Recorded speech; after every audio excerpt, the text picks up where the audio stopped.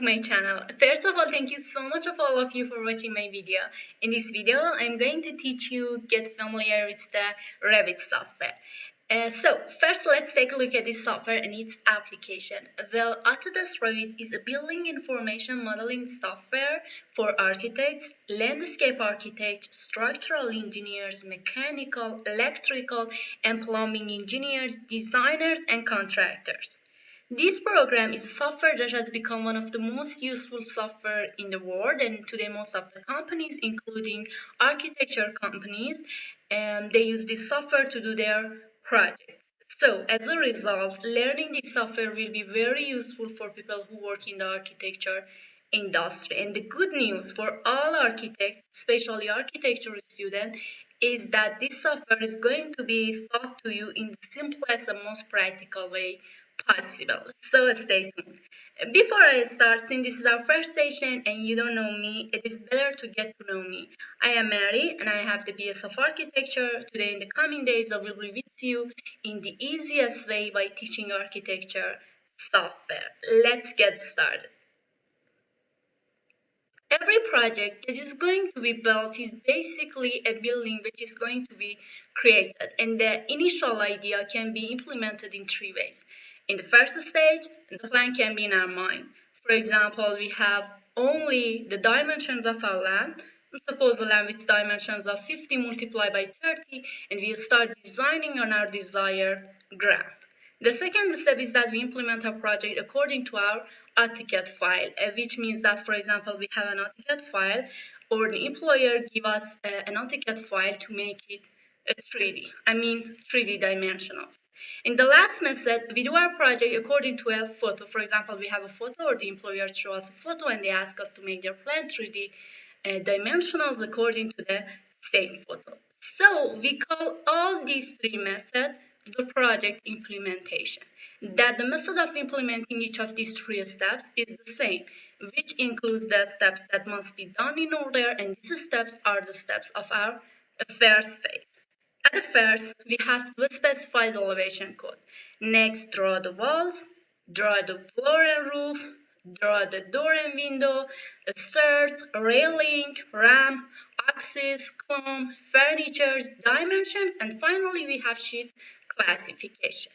In fact, these steps are the same in all three parts, and it doesn't matter how we want to execute our project. It doesn't matter we have an idea in our mind, have an AutoCAD file, or even we have a photo. We just have to do all these steps. Unlike 3D Max, in which everything is called an object, when we see everything we have in Revit, we call it as a family. That families themselves, two categories are divided. Some of them are the system family, and some of them are the loadable family. In the next slide, I will talk about them more completely. Okay, as I told you in the previous slide that we have two groups of family.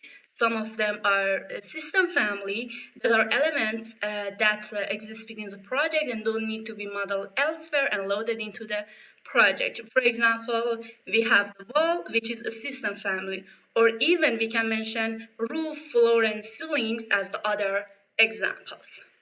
And in other hand, some of the families are the loadable family, that are elements which are modeled in the family environment and loaded in the project environment, like the furniture and other examples that are here, such as window, door, symbol, beam, column, and etc.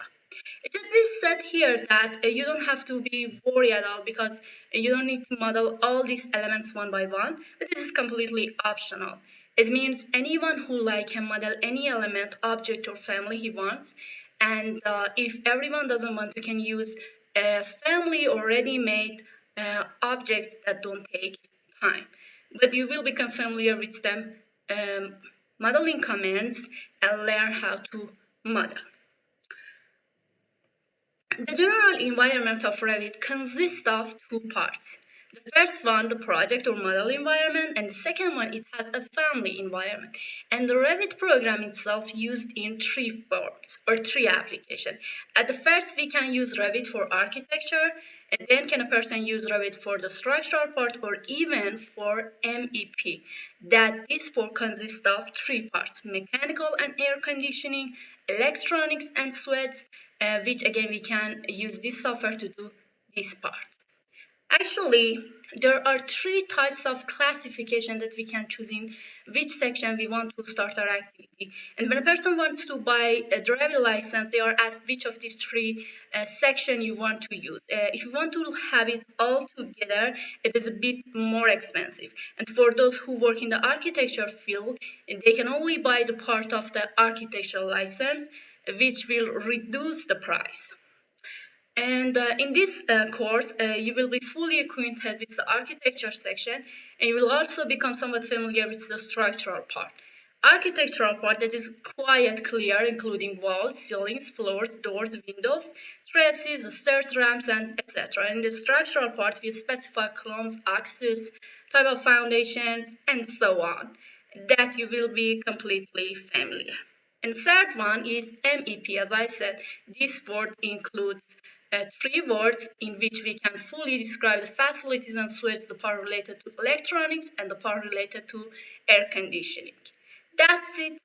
Okay, I think that's enough for the first session. In the next session, we will go to Revit, software, and start it. Thank you so much for being with us. I wish the best for you. And please, if you think that the video was practical for you, like this video, subscribe our channel, send it to your friends, and join us for the second session. Thank you. Goodbye until the next session, and have good time. Bye.